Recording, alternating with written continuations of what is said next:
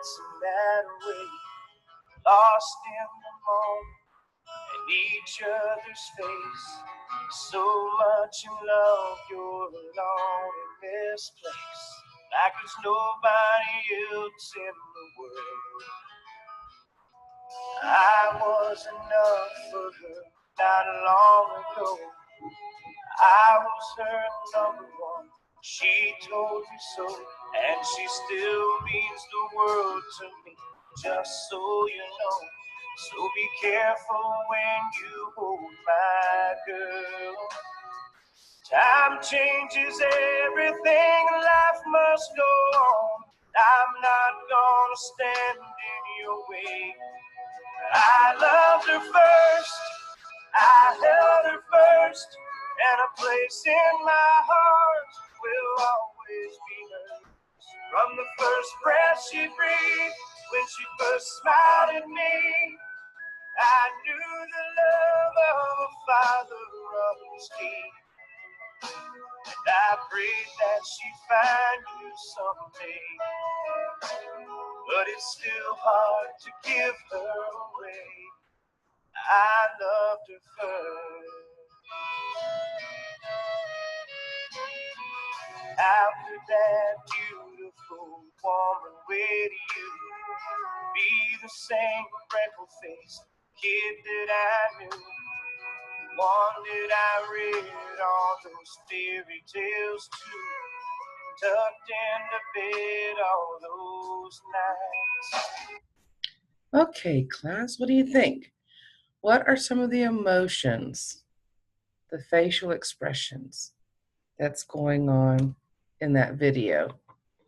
So back over here to our PowerPoint is what we feel. Oops, sorry. Yeah, is only to us. Okay, and today we're talking about in chapter 5 about emotional states. So how are you feeling today? Okay, y'all probably feeling confused. Or happy that there's not a class again today. Okay, but this is what you need to really key on, it. Emotional states, your students, and even you, your teachers. We all have an emotional tie, or something has come up to make we feel the way we are, to put us in a state. But that's not who we really are. So we have our emotional states. I have one more little quick video to show you. Let me just get to that one. And let's look at this.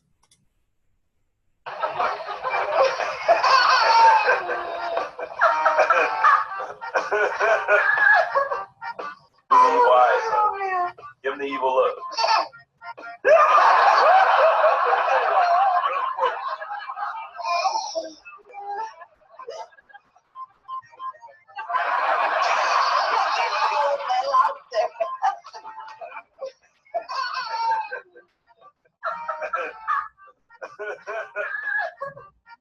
Wise. Give him the evil look. Okay. So quickly, as we can change emotions and our facial expressions just like that baby. That was just kind of cute. I just like that.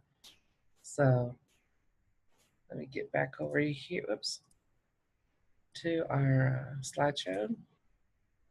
And anyway, I'm going to just go to a quick lesson. This is not very long, but I want to go ahead and cover chapter 5 so that we'll have that taken care of. But anyway, we have how we feel and how we act and how we think. It's very affective.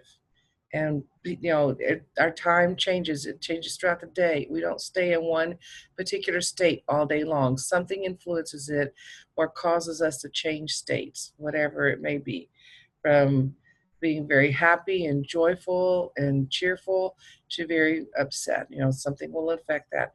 Now, for you as a teacher, you will need to learn to check your emotions at the door, or we usually say your baggage at the door. But your students won't be able to. Your students will come into the classroom with something that, especially if it's an upset emotion or a negative type emotion, they will something may set them off. Maybe they missed breakfast, they missed the bus, they got into trouble, they know that their parents didn't sign whatever report that needed to be signed, and so they're upset. But you'll need to be able to identify and react to those emotions in a positive way. So this is what Jensen was talking about. There's 5 things, I guess. I don't really like the word things, but there are 5 aspects or characteristics of what we know about emotions: that they can drive attention, create meaning, create memory pathways, and regulate behavior. That's really important. And help us organize the world around us. Now I forgot to cue him up, but let me see if I can get Daniel Goleman pulled up, because I would like, oh, okay. Let's see.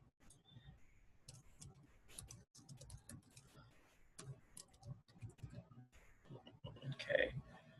See if I can get him and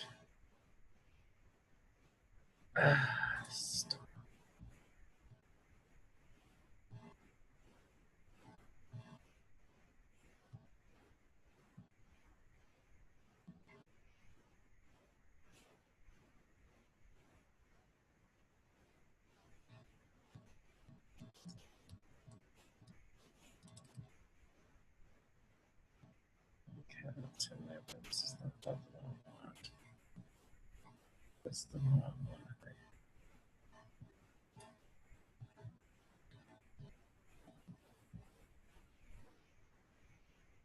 If you want to know how intelligent you really are, best not just to look at your IQ, something called EQ, or emotional intelligence.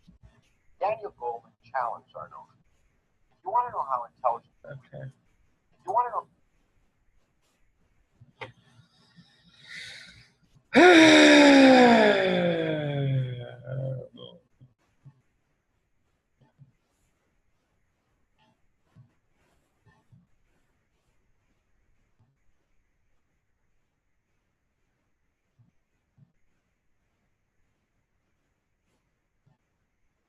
Where'd it go?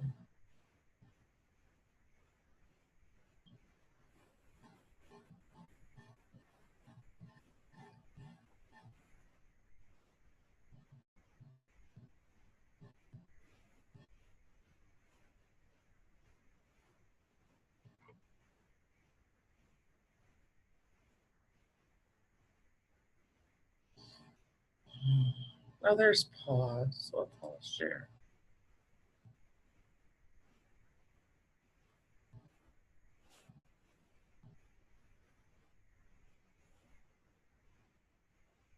Okay, I think I have everything put together for us. I would hope. But here, watch this little video about Daniel Goleman, and he's talking about emotional states. EQ. We have IQ. Remember, we talked about IQ and multiple intelligence. Now we have EQ for emotional intelligence that we need to exhibit. So let's watch this. you want to know how intelligent you really are, best not just to look at your IQ, something called EQ, or emotional intelligence. Daniel Goleman challenged our notions of what it means I'm sorry. to be smart with his groundbreaking book, Emotional Intelligence. It focused on children and education. Now Goleman looks at emotional intelligence in the workplace. His latest book is called Working with Emotional Intelligence. You have literally added a new phrase to our vocabulary, emotional intelligence, and that your research increasingly suggests that this is probably even more important than traditional measures like IQ. Give us some context, give us a definition of what you're talking about with emotional intelligence. Well, emotional intelligence refers to how we manage ourselves and how we manage our relationships, how self-aware we are, how motivated we are, whether we can handle distressing feelings effectively, how empathic we are, how well we can tune into other people, or how socially skilled and able we are.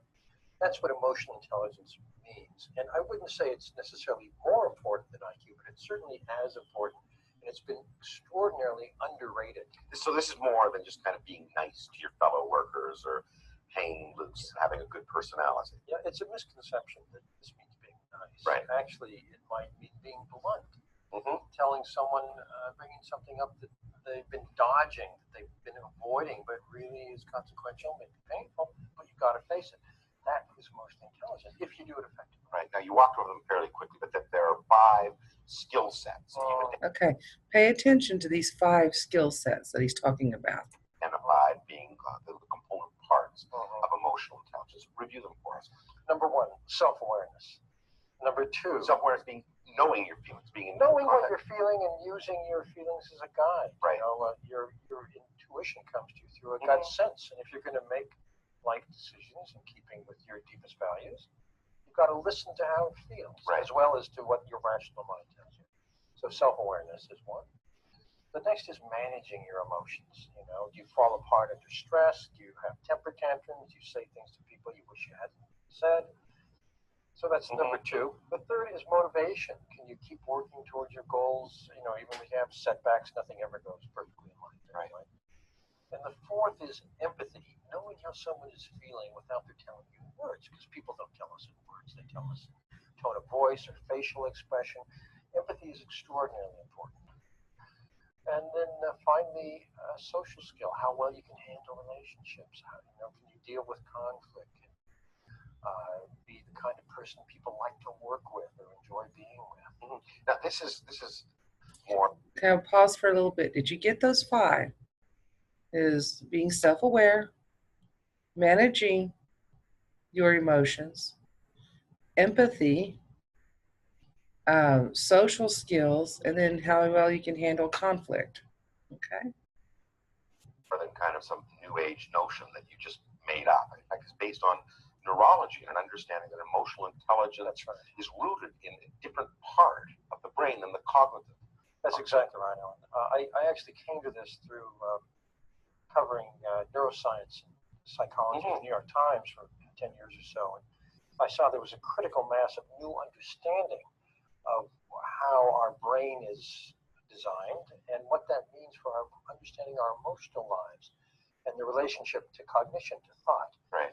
And basically, the discovery is that the emotional centers of the brain, which are a more primitive part of the brain, they rose earlier in evolution, are involved in every thought, in every decision, and have different principles of learning, have the ability to kidnap or hijack the rest of the brain if they feel there's some kind of emergency or threat, and are enormously powerful in our mental lives, that they are orchestrated with the upper layers of the brain, the thinking brain or neocortex, and that an effective person has both of these circuits working in elegant orchestration. Now, when people talk of being in touch with your emotions and empathy, so that's a female thing. You know, women have that. I mean, you've said this isn't the case, that men and women have the potential to have equal amounts of emotional intelligence. Well, different but equal. Well, you know, emotional intelligence isn't one thing like an IQ score. It's a profile or a range of, you know, are you self-aware? Are you empathic? You can be highly empathic and self-aware, not very good at managing your feelings. Right. So we each have a profile of our strong points and our weak points and so on. If you look at women on average and you look at men on average, you have very largely overlapping bell curves with some differences. And the differences are interesting. Women on average tend to be better at than men at empathy, sensing how other people are feeling, which is a basis for handling relationships. Men, on the other hand, tend to be better than women on average at managing distressing feelings, anxiety and anger, and its self-confidence or motivation. So you could say it kind of averages out if you look at the whole pattern. The other important thing to realize is that unlike IQ, which is stable through life, emotional intelligence continues to be learned. It tends to increase on average over every decade of life. I use a fairly simple analogy. We kind of call it maturity. We used to say, you know, hey, as you go through life, you learn how to handle yourself a little better and get along with people a little better. That's what it comes down to. It is maturity. And the good news is, if you didn't get something, like you really aren't tuned out of people, or you fall apart under stress, you can learn at any point in life to get better. Right. Now, you've taken your earlier work, which focused largely on children in the educational system, into the workplace. In doing so, I mean, you've interviewed and analyzed over 500 different corporations, talked to people what they're looking for in different skill sets for all kinds of different job categories, and found, lo and behold, that emotional intelligence is, you know, kind of 2 out of 3 in most jobs. And as you get higher, it becomes almost exclusively the things that matter. What kind of attributes are these companies telling you they're looking for? What's important? Can I pause there again? That this is important for teachers to pay attention to, for you guys as future teachers, because we're the ones sending out these students into the workforce after they graduate from high school or even from college. But this is very important, or very interesting research of what Daniel Goleman has recovered. Alan, the data is very intriguing because I got access to studies that companies had done just for their own information. These are generally proprietary studies. A company wants to know, in a given position, clerks, managers, accountants, what are the qualities or abilities that make some people real standouts and other people just mediocre? And there are basically three domains of ability. There's cognitive ability, or IQ. There's technical expertise, what you've learned that helps you at your job, like a computer program or something like that. And then there's the emotional intelligence range.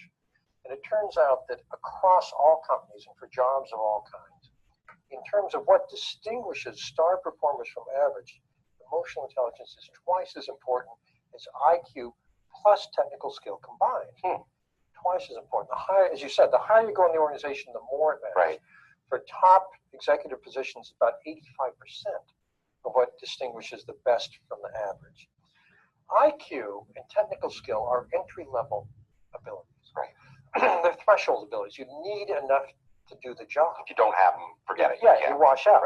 But that doesn't mean you'll be good at it. What determines whether you'll be really excellent are these other abilities. So that's what companies are looking for. Do you think the premium that's placed on emotional intelligence, the importance of emotional intelligence, is something that's always been there, or is it a changing environment, the different demands of a modern workplace that's bringing this more to the fore? I think the new environment for work is putting a premium on these abilities. It used to be, in the old military style chain of command, people would get promoted for the wrong reasons. They'd be horrible bosses. Everybody lived with it. That's the way life is. Now companies are finding, hey, bosses like that, people don't leave companies. They leave bad bosses. So you can't hold your best talent anymore if you have people like that. By the way, people aren't very effective. There was a study done globally at PepsiCo, including here in Canada, of division heads. They found that if the head of a division was strong in 6 or more emotional intelligence abilities, they outperformed their yearly revenue goals by 15 to 20%. If they were weak, they underperformed by about 20%. Well, that is a huge difference in earnings. You go on and make the point that if this is the case, and the evidence seems to be overwhelming that it is that companies are wasting billions of dollars on training programs, and human resource development courses that continue to impart the old cognitive skills. Yet the people you talk to that have drawn to this conclusion are telling you that different things are important other than technical skills. What's the matter with corporate North America? Well, it's only in the last 4 or 5 years that we've understood the brain basis for this difference. And the brain basis is very important for helping people develop this because it suggests that you need a new model of learning. The model that companies and organizations have been following is based on the academic model. But the part of the brain that goes to school and learns well in the academic model is the neocortex, the thinking brain. Works fine for that, but when it comes to helping people develop self-confidence, or being better at persuading people, or being collaborative and working on a team, or having self-confidence and initiative, or adapting to change, or leading change, you're talking about a skill set which involves this other, more primitive part of the brain, the emotional brain. That part of the brain learns differently. It needs a lot of repetition, it needs a lot of practice, it needs a model of what it's aiming for, it needs sustained effort. And almost none of the training and development programs that people get sent through have used these basic principles, so they don't work. They call it spray and pray. We spray it on them and we pray something will stick. So you send as many as you can to the same kind of courses. Exactly. Cookie cutter. Right, and hope something. Exactly. And if you've ever been sent through one of those courses, you know it's a waste of time. Is there assumption on the part of people who design these courses that for all of your evidence that emotional intelligence can improve over time, that it's very hard to teach these things. We've all heard about the notion of natural born leaders. And we've all seen people who come to work and they're smart. They're smart. We say, oh, they are so socially inept. They will never go anywhere. Is that part of the mindset that leads to the traditional approach? Well, I don't think it's that they've given up. I think actually that they think that the programs they're putting people through are going to help them at that. They're going to help that guy, that really brilliant but socially inept guy, get more apt.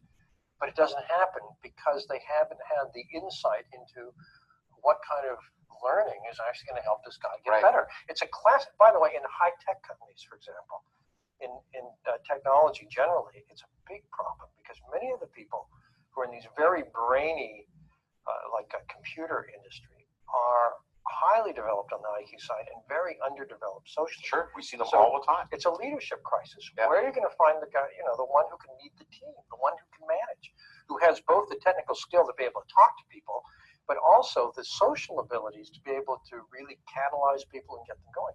They're very rare. You've got to grow them. Yeah, you make the... Okay, I want to pause there. I like his final words. You've got to grow them. So think about what Jensen's saying, what is Kagan talking about with cooperative learning about our national crises, the 4 major crises that we're facing, and what we as teachers need to be doing with our students and trying to assist them in this growth, yes, in academia, but also in social skills. How interesting.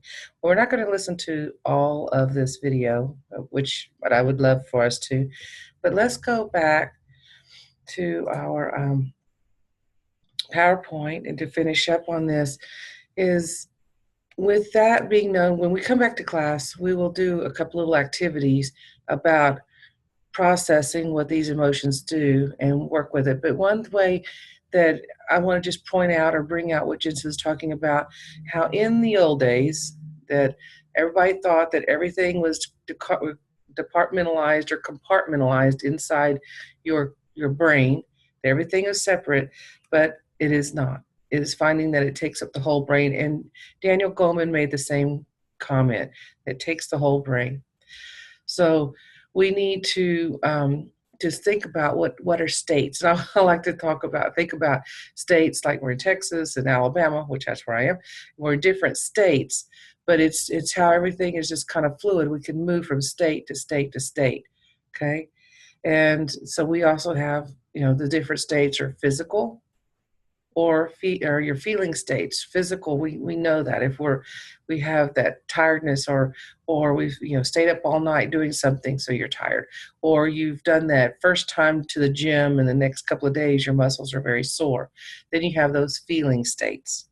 Okay, so in the very important little line here is, all states are not emotional, but all emotions are states.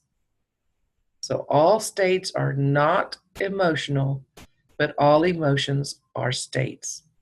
So it's kind of interesting about that. And then we have some emotions that are built in that we don't have to teach. Okay, we have those are built in, kind of like the baby already knows, you show me the angry face or happy face. But then we have some states that are fleeting. These are just kind of in and out, okay? But the built-in, and then we have the states that are fleeting in there. Notice how our emotional states, the experience of joy, fear, and surprise, very fleeting, they move around. Okay, and of course, Goleman already talked about this, distributed out throughout the whole brain, but he kind of focuses on your historical or your, what do you say? I forget now, I'm sorry. This is about the kind of caveman, your original type of brain, the primitive brain. That's what he said. Okay, now this is a page straight out of our text and we will do an activity with this, is about our major emotional chemicals that are in our brain: cortisol, dopamine, serotonin, and epinephrine. And we will create a little activity. I think I already have that together for us. So when we get back together, we'll hopefully do this activity. But I always think of, like, especially serotonin, I think of serenading so I can remember it. And it's whenever someone's serenading, you go, oh, or, Calgon, take me away. And then dopamine Yeah, so a lot of the students say, okay, dope, but the dopamine is being released. That's something that is, oh, awesome. For instance, shopping, maybe that just triggers dopamine is being released in your brain. You just love to go shopping. Or this is also what triggers in your brain. It causes addiction. You just need to drink that alcohol, or you gamble, or whatever. That's triggering that chemical in your brain to be released. So something that you love doing. And the epinephrine, I always think of the EpiPens, in case you're allergic to something, you want to run an EpiPen real quick. So epinephrine, so systems yikes. And cortisol, I just always, it's almost like adrenaline, to where you could do something really quick it supplies that energy, and just it's kind of a yikes. It's not really, it's kind of close to yikes type of thing, but it's giving that, you're scared about something. Okay. So this is where we'll do our little activity.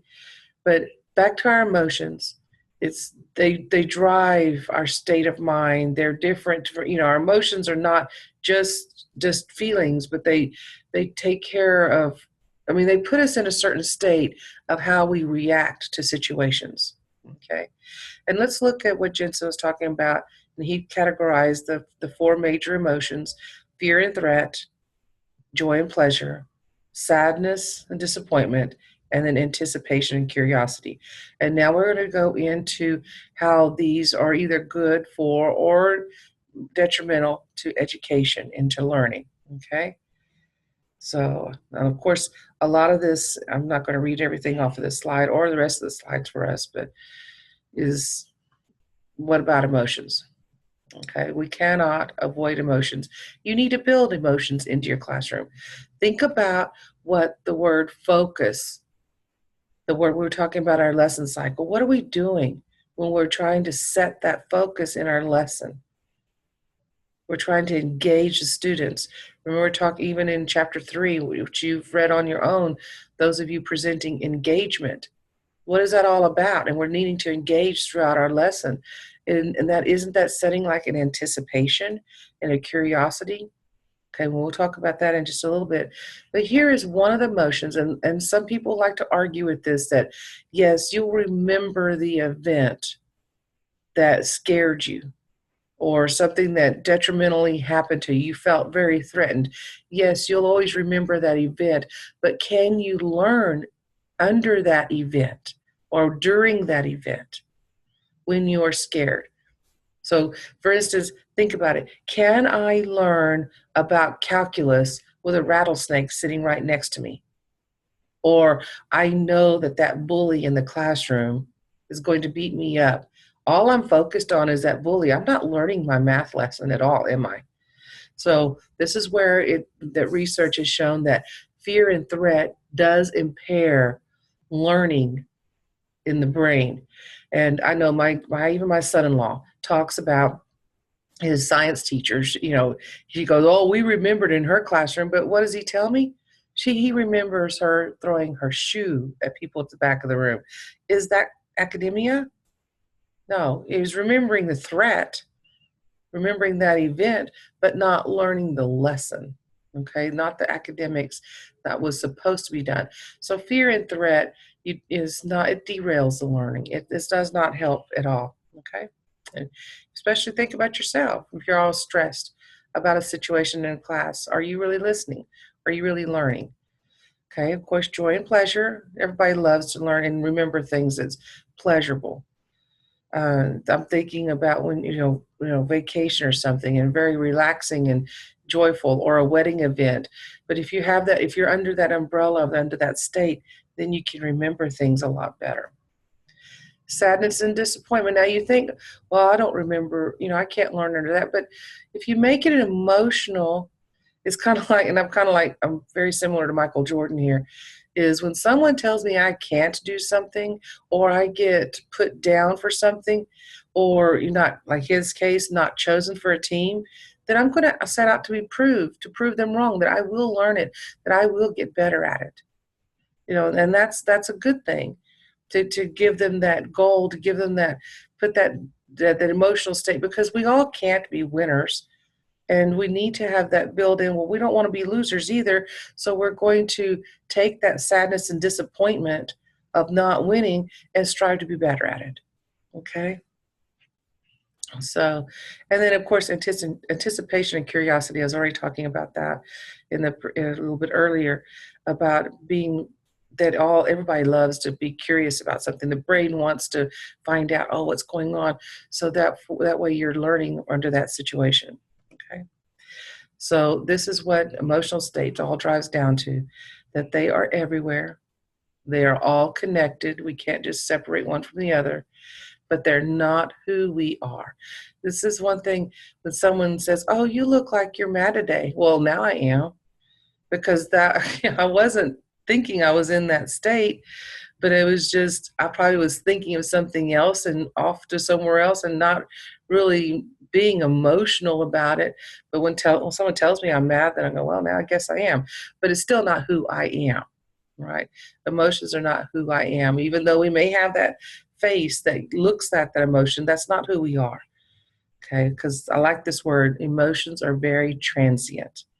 Okay, and then another thing that Jensen pointed out in his text is if you stay in a certain state for a long time, like a stress state or a very sad state for a long period of time, and your brain gets used to that emotional state, then it's very, very hard to get out of it. And a perfect example is depression. Is if it's okay to be depressed once in a while, but if you kind of keep that state at a high, depressing state all the time in your brain, then it's very hard to get out of that state. Okay. So, and I like this little class. If we take our emotional brain by keeping a keyboard, well, for some reason today's students use fewer keys, and I think it's because we are not as social. And we've talked about this in the past because of technology. We think we're social, but we really aren't. We're not intermingling with the students or students among students as much as in the past. It's kids. They're not outside playing all day, out, and interacting with other students and being able to I guess, handle different emotions than they used to, but they're using fewer keys. So here's some things that Jensen also pointed out is that we are hardwired with some emotions of sadness, joy, disgust, anger, surprise, and fear. But then there's some that we need to teach. There's some students, for instance, empathy, and then even Daniel Goleman talked about that we need to teach them how to show empathy or compassion. Those are some emotions that they don't know, and those can be done through books that you can choose for your class to be reading, book talks or literature circles, through just modeling it and having students working together. Okay.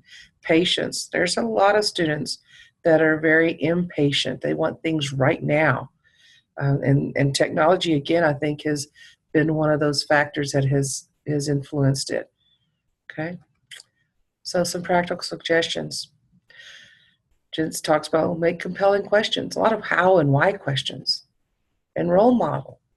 Have celebrations. Now, don't we have to have parties, not pizza parties or something like that, but have celebrations of something that just like, firecracker, hand cracked, whatever, just whatever little nice little celebrations or high fives in the classroom. Physical activity, getting them moving around. That can change states. Engineered controversy. Kind of like to agree to disagree. Purposeful physical rituals. Yeah. And then, of course, it's always getting personal. And again, this is where you need to be careful. We want to be friendly, know your students, know about their background, but not their friend. It's very fine line, and you have to keep that professional. Remember the code of ethics. Okay. So in closing is, how do emotions impact cognition? How will that impact your classroom and your teaching? All right. So how do emotions impact cognition? And when we get back into class, if you have your booklet with you, you can do that and add to it. Is just jot down some statements that how does that exceptional Texas teacher incorporate emotions or identify emotions or be able to change those emotional states within the classroom. So how are emotions impacting cognition, and how will that impact your classroom and your teaching? Right? And then just a quick little remember, team presentations, how are they going? How are the planning going? One page wonder, I know we're going to have to push it back 1 week since we pushed our literature circles discussion back a week. So we'll give some discussion on that next week on about the one slide page and break it down and be able to do the presentation on your section of the Freedom Writers text as a group. This will be a group assignment to where it's only one submission. Authentic assessment. Got a couple of emails, and I'm sorry, I didn't think it was that I've kind of confused you. I'm sure I did. But it is when I did the first video and talking about the lesson as if we were as a class, because I thought maybe some of you may have been meeting together.